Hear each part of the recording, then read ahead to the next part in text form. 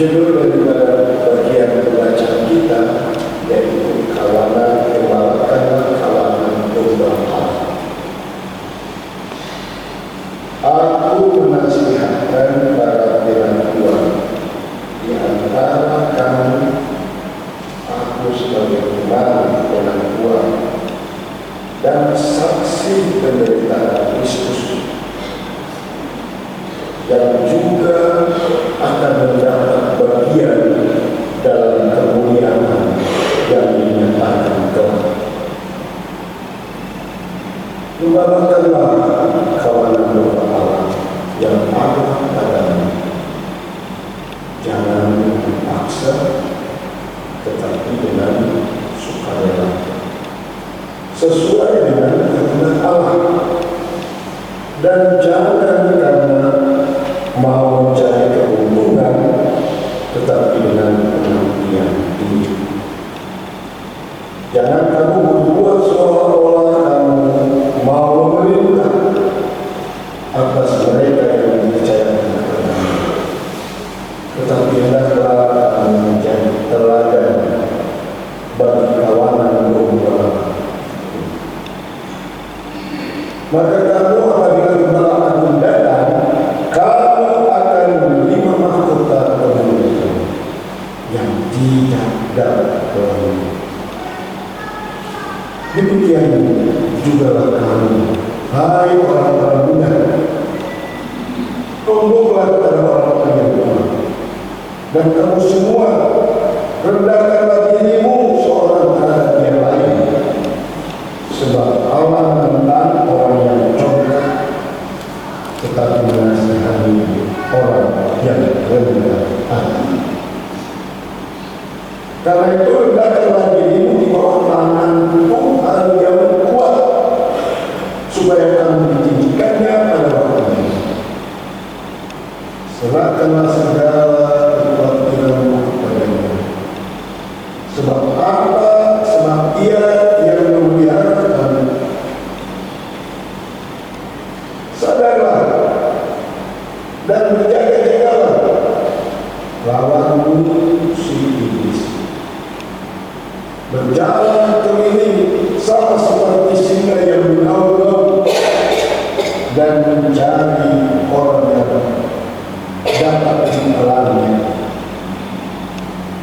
Lawanlah dia dengan iman yang teguh, sebab kamu tahu bahwa semua saudara di seluruh dunia menanggung penderitaan yang sama. Dan Allah, sumber segala kasih karunia, yang telah memanggil kamu dalam Kristus kepada kemuliaan yang kekal, akan melengkapi, meneguhkan, menguatkan, mengokohkan kamu sesudah kamu menderita seketika lama. Ia yang mempunyai kuasa sampai selama-lamanya. Amin. Berbahagialah setiap orang yang mendengar akan firman Allah, lalu mau melihara dalam hidup sepanjang hari. Haleluya.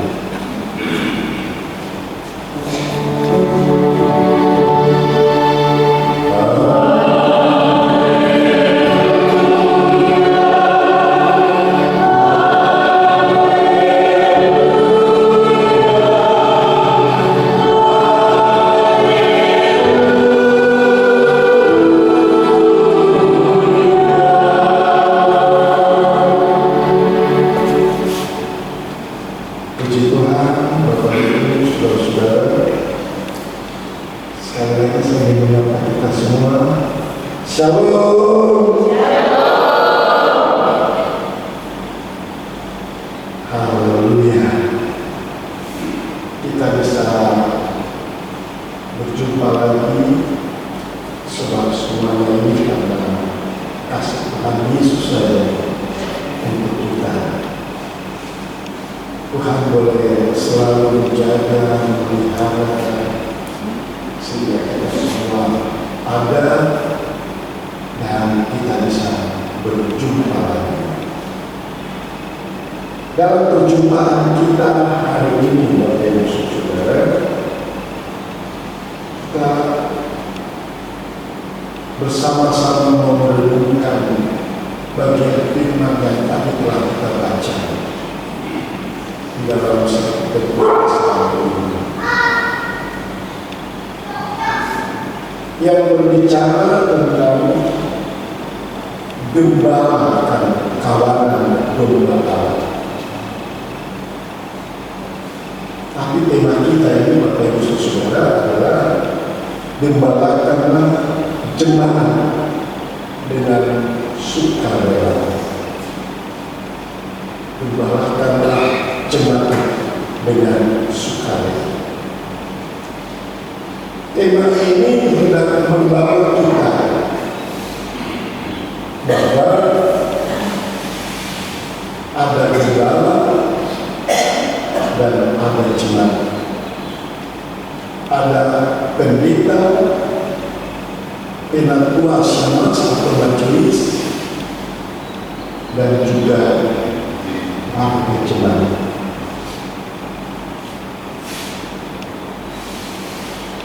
Nah, dalam konteks ini Bapak Ibu Saudara, bagian firman Tuhan ini ingin memberikan satu keterhubungan antara gembala dan jemaat. Itu harus sinergi, harus dapat bisa mewujudkan kehidupan yang mulia, yang baik, yang penuh dengan kasih karunia Allah. Sehingga tidak bisa kita katakan gembala mau jalan sendiri, baru yang baru mau jalan sendiri.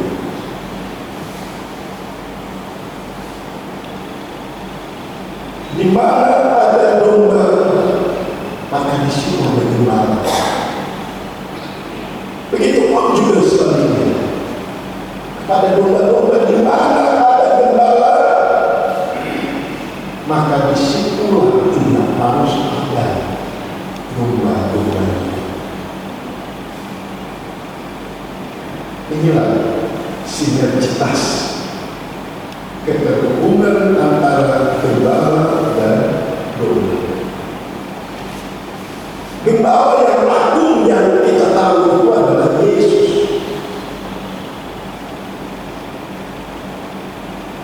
Yesus sendiri menyatakan dirinya sebagai gembala. Dan di mana ada jemaat, maka dia di situ ada.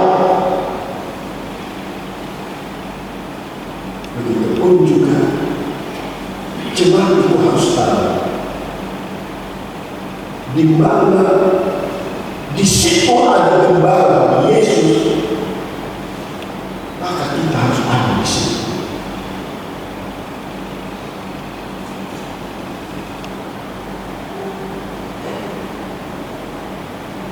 Bapak Ibu Saudara yang dikasihi dalam kasih Yesus,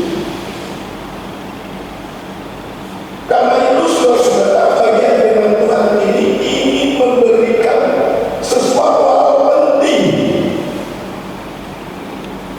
baik itu kepada gembala, tapi juga kepada jemaat. Apa yang harus dibuat? Apa yang harus dilakukan? Bapak Ibu Saudara yang dikasihi dalam kasih Yesus, secara jelas pertama yang dinasihatkan, yang diingatkan, yang diberikan pemahaman, yaitu kepada gembala yang disebut sebagai penatua.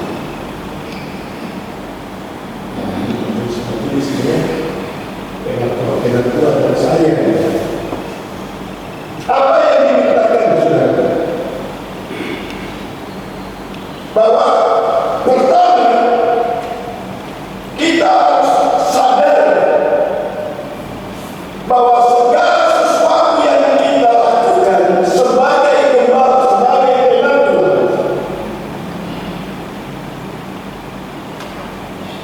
itu ada punya keterhubungan yang intim dengan Tuhan.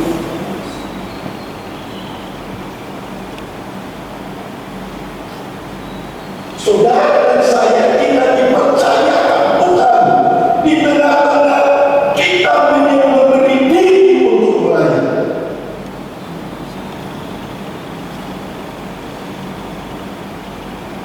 Sebab itu kita harus bangga. Kita harus bangga dengan apa yang kita mau kerjakan sebagai seorang gembala yang dalam hal ini dikatakan sebagai seorang pengaduan.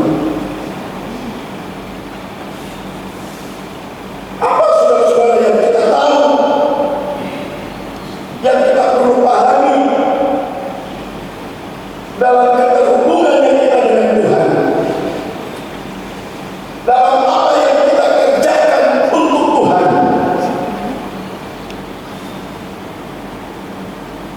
Secara jelas, saudara, firman Tuhan mau katakan, saudara dan saya, kita diberkati oleh Tuhan. Kita senantiasa menerima kemuliaan Tuhan.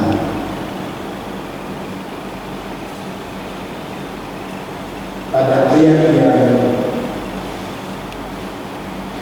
ke-9, pada ayat yang ke-5, saudara, di situ dikatakan kita akan menerima mahkota kemuliaan Allah.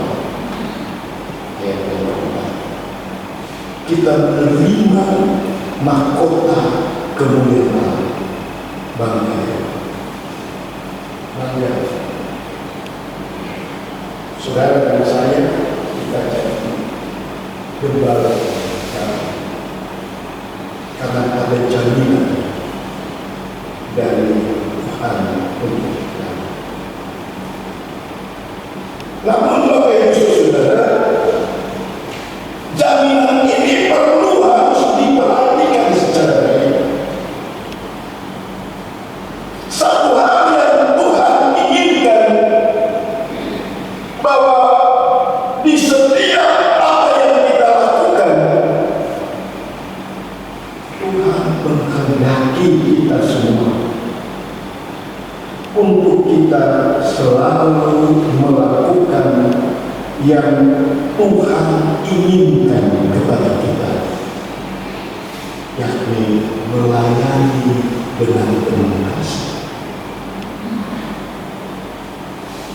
melayani dengan penuh kasih.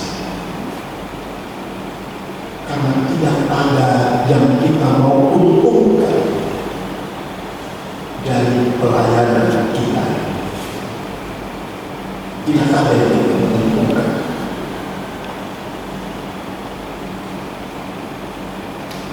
Tidak ada yang kita mau mencari popularitas dari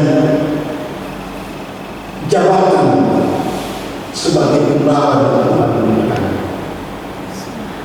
Tidak ada yang kita mau mencari kelebihan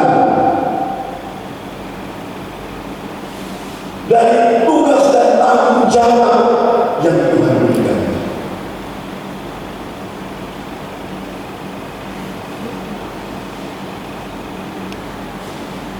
Ya, saudara.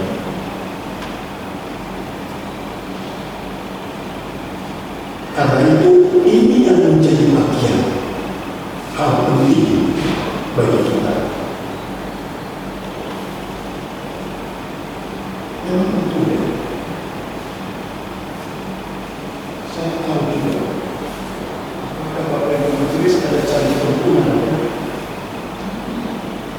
Ada. Ayolah.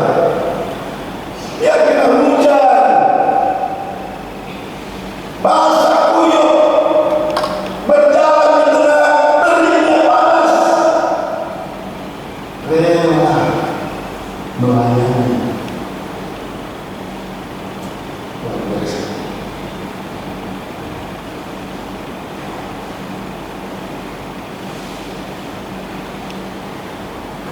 Tapi semuanya ini dikerjakan dengan setia. Hanya karena merindukan sepenuhnya hidup ini untuk Tuhan sendiri. Karena itu Bapak Ibu Saudara yang dikasih dalam kasih Yesus, pernyataan ini ingin memberikan kepada kita untuk kita lebih bertanggung jawab dari semua yang kita lakukan.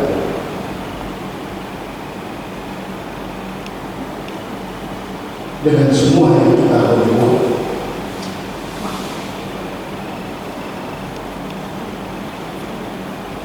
Hal inilah yang membawa kita semua, saudara, untuk melihat bagaimana tugas dari seorang gembala yang dipanggil oleh Tuhan bekerja.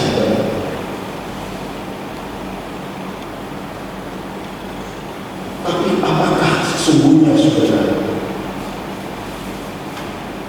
gembala yang setia tanpa pamrih, tanpa ada mencari keuntungan dan popularitas, mereka dibiarkan Tuhan begitu saja? Tidak. Janji Tuhan selalu terjadi. Janji Tuhan itu selalu terjadi. Amin. Ya.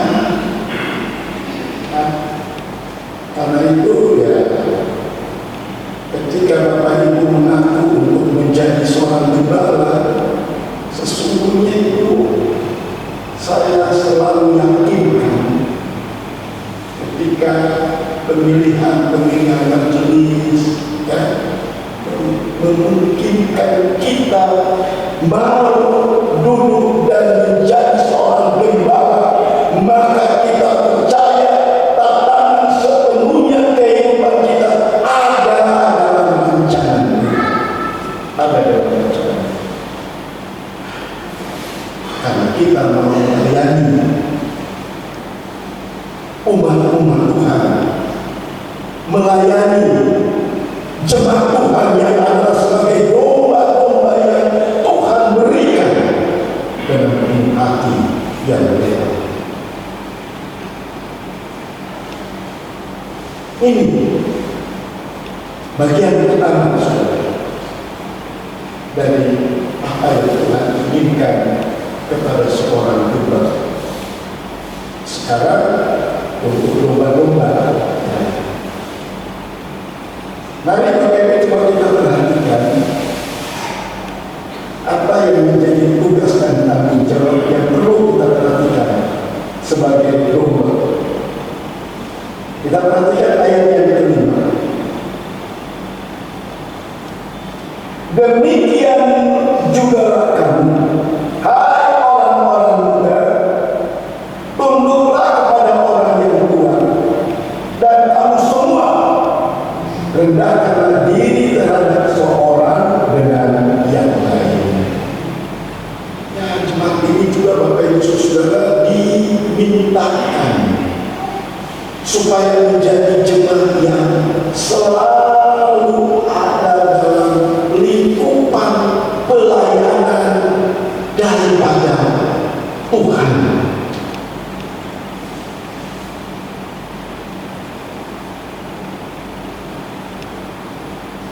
Satu pokok yang Tuhan inginkan, satu pokok yang Tuhan mintakan kepada kita, yaitu mau merendahkan hati. Artinya Bapak Ibu Saudara, merendahkan hati ini menyatakan seakan-akan kita menjadi seorang domba atau kita menjadi seorang jemaat yang senantiasa merelakan diri untuk mau dilayani, mau untuk memberi diri kepada Tuhan Yesus.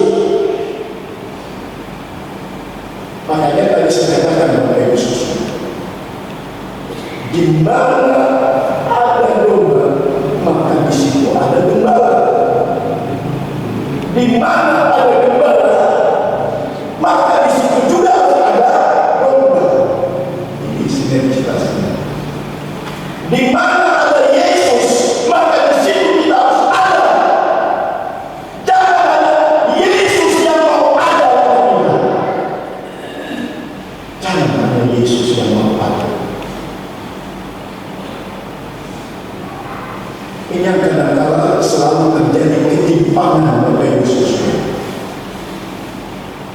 Kita mau hanya Yesus yang ada untuk kita, tapi kita tidak mengenali Yesus itu ada pada kita.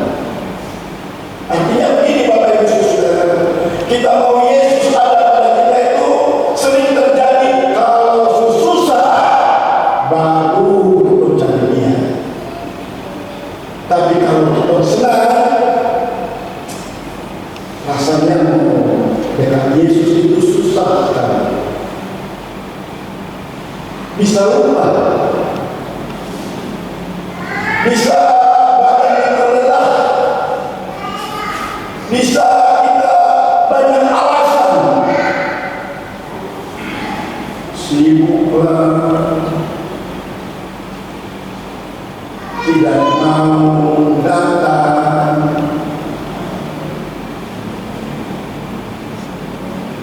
Maka orang bilang itu suka melaju, tapi di sini tidak ada ya. Amin. Tebak-tebakan tidak ada. Tapi itu yang memang Tuhan ingatkan selalu. Sehingga ada hubungan yang intim lagi. Sinergitasnya itu terjadi dalam kehidupan antara gembala dan jemaat.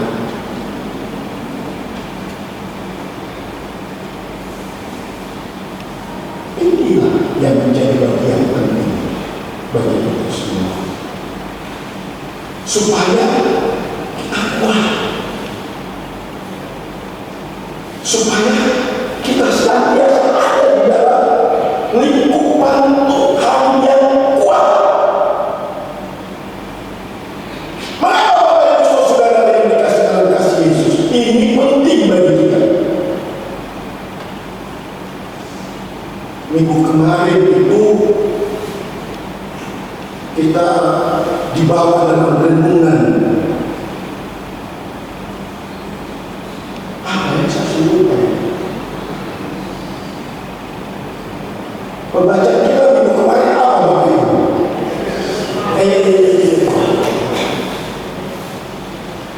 Ya, judulnya apa? Judulnya perlengkapan senjata, perlengkapan rohani. Iya. Mengapa kita harus punya perlengkapan rohani? Karena memang sesungguhnya Tuhan ingin kita yang ada dalam persekutuan dengan Dia.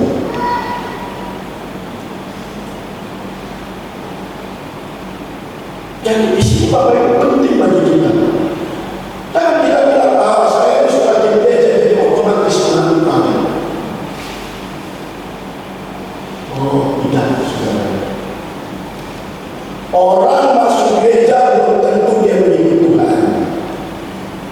Tapi sudah jelas orang yang mengikuti Tuhan pasti dia masuk. Pasti dia masuk gereja. Beda itu Bapak Ibu. Sekali lagi saya katakan, jangan kita bangga karena kita masuk gereja. Karena saya katakan, orang yang masuk gereja belum tentu dia ikut Tuhan. Belum tentu. Tapi Bapak Ibu, orang yang mengikuti Tuhan sudah pasti dia masuk gereja.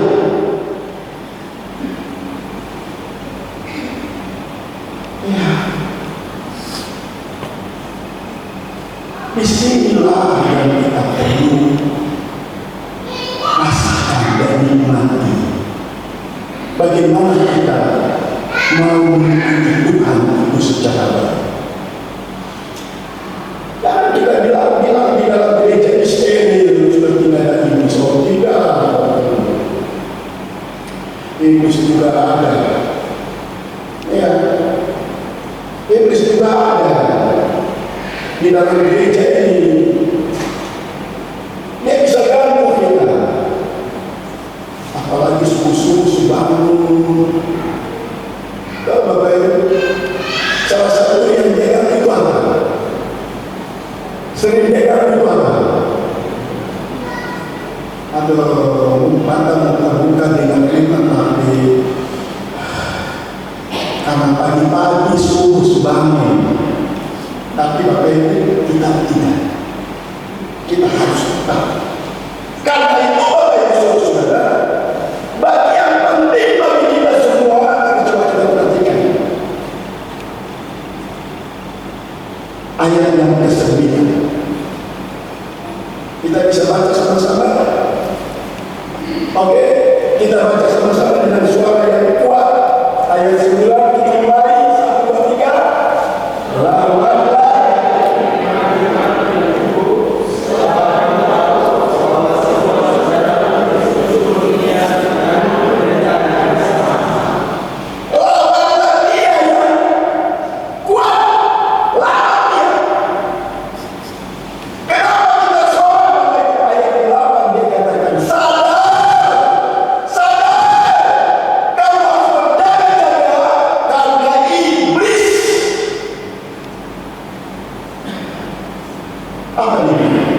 selalu berjalan dan mengaum. Tapi jangan kita datang sudah di gereja jadi perangan. Tidak, Bapak Ibu.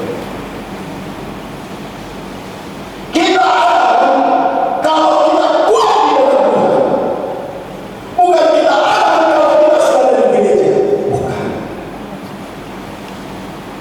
Kita akan kalau kita kuat di dalam Tuhan. Dan disitulah kita benar-benar akan menikmati apa yang Tuhan inginkan bagi kita. Lawan iblis ini saudara. Iblis itu minggu kemarin kan digambarkan Bapak Ibu ya. Kita sudah tahu minggu kemarin iblis punya cara bagaimana Bapak Ibu. Kita lawan dengan apa Bapak Ibu? Kita bisa tahu iblis punya kuasa. Dia sebagai apa Bapak Ibu? Pertama dia sebagai pemerintah. Yang kedua dia sebagai penguasa.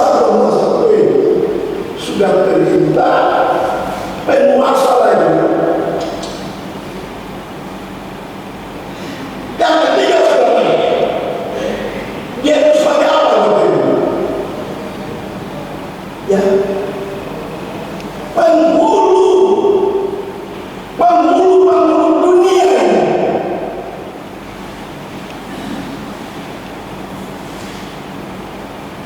Yang keempat dia apa Bapak Ibu? Dia itu adalah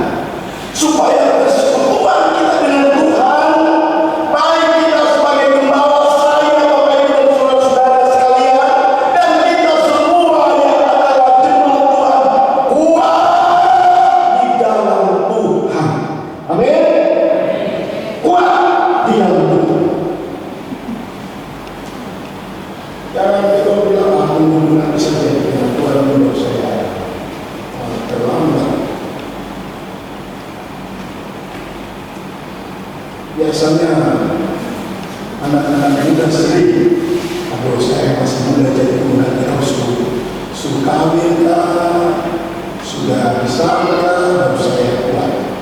Tidak, kenapa? Harus dari sekarang. Kenapa? Karena pikiran-pikiran itu pasti sudah ada menyusup yang tadi saya katakan, yang kita tidak lihat tapi dia perintah kita, yang kita tidak lihat tapi dia berkuasa untuk kita, yang kita tidak lihat tapi dia punya kekuatan super power untuk kita, yang kita tidak lihat tapi dia bisa menyusup dalam bentuk-bentuk yang secara keselamatan kita tidak bisa lihat, karena dia mau. Karena itu Bapak Ibu Saudara yang dikasih dalam kasih Yesus, apa yang kita harus pahami? Firman katakan ayat yang 10 bahwa dia itu siapa? Tuhan. Karena di sini dia itu adalah huruf besar. Ya. Dialah Allah sumber segala kasih karunia. Dia sumber Bapak. Jangan takut. Hari ini kita tidak makan, belum tentu besok kita masih tetap tidak makan. Belum tentu hari ini kita tidak makan, besok kita tidak makan, lusa masih kita tidak makan. Belum tentu. Saya mengingat ini kita semua. Saya mengingat. Bapak Ibu Saudara, saya sedikit menceritakan pengalaman kita semua Bapak Ibu. Pengalaman ini bukan ingin menunjukkan bahwa saya ini hebat, tidak. Tapi saya punya satu pengalaman bahwa ketika saya mulai dipanggil Tuhan menjadi seorang pendeta Bapak Ibu Saudara, sebetulnya saya tidak tahu ini apa maksudnya. Bahkan terkadang Bapak Ibu Saudara, saya sendiri selalu ketika bicara seperti itu, banyak di kalangan saya keluarga ini, kalau jadi pendeta itu susah. Nanti kau melayani di tempat-tempat yang jauh. Tapi Bapak Ibu Saudara, pada saat itu memang ada punya satu kerinduan. Kenapa? Memang saya ingin melayani.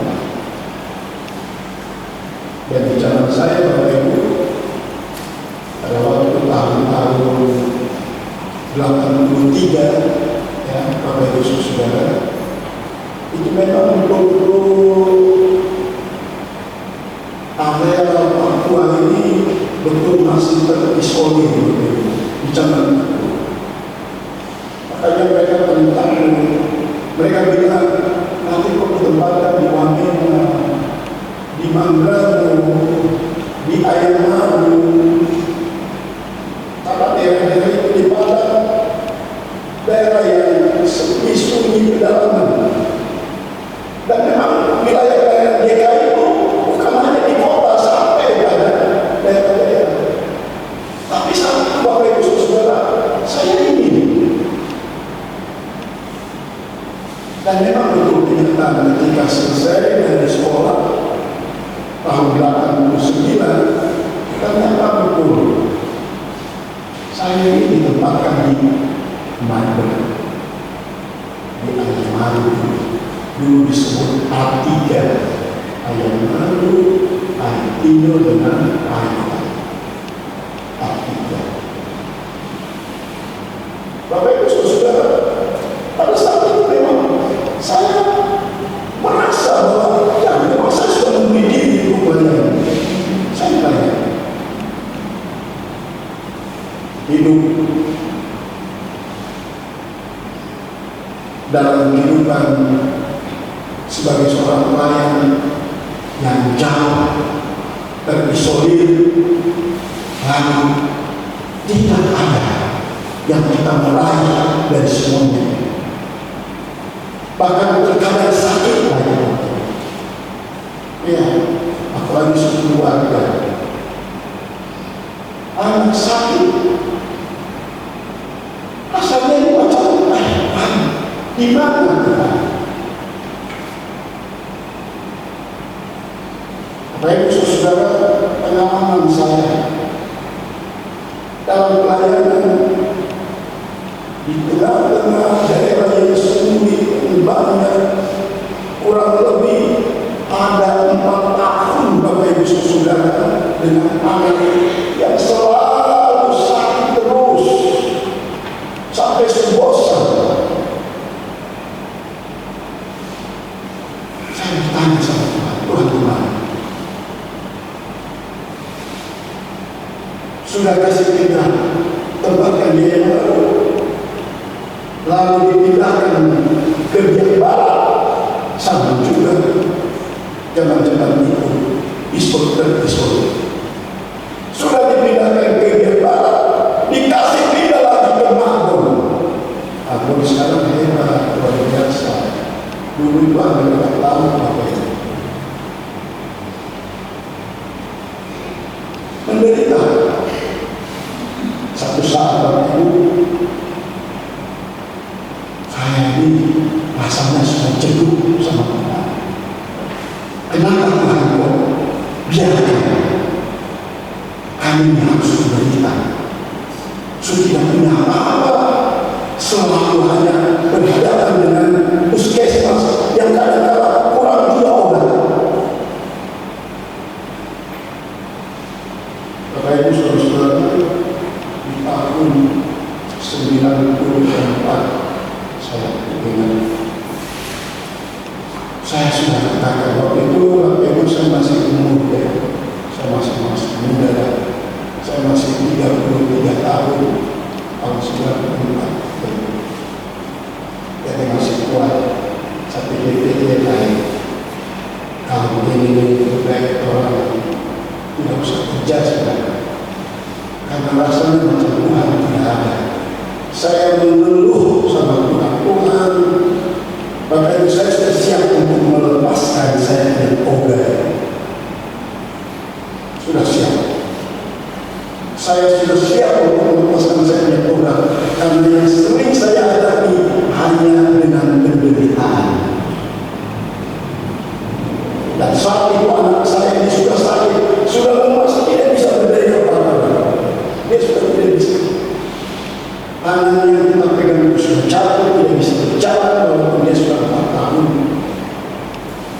Saya hanya berserah kepada Tuhan. Saya tidak akan lagi berikan anak ini obat. Saya tidak berikan. Dan saya dalam hati memang saya berbicara saya untuk ini supaya saya bebas. Karena memang waktu itu saya masih muda, saya boleh pergi cari pekerjaan juga. Bapak Ibu saudara, saya rasa berdosa ketika malam ini saya mengambil suatu keputusan di dalam hati. Besok ternyata mujizat Tuhan buat. Saya punya anak yang sudah kurang lebih 3 hari tidak makan Bapak Ibu, karena saat minum obat dia harus muntah, kasih minum muntah, kasih makan sedikit muntah, dan hanya muntah saja, muntah sampai dia sudah lemas. Kita sendiri sudah tahu mau bikin apa. Saya katakan Tuhan, saya serahkan itu semua, karena saya tahu pasti dia tidak ada. Sudah tahu Bapak, saya sudah tahu bahwa pasti dia tidak ada. Tapi dia punya hari besok. Di tengah-tengah kita sibuk untuk mempersiapkan sidang jemaat, anak ini tiba-tiba duduk dan dia menyanyi hormat bagi Allah Bapa. Dan di saat itu Bapak Ibu kita yang semalam sudah tahan mata untuk diam-diam, kita kaget.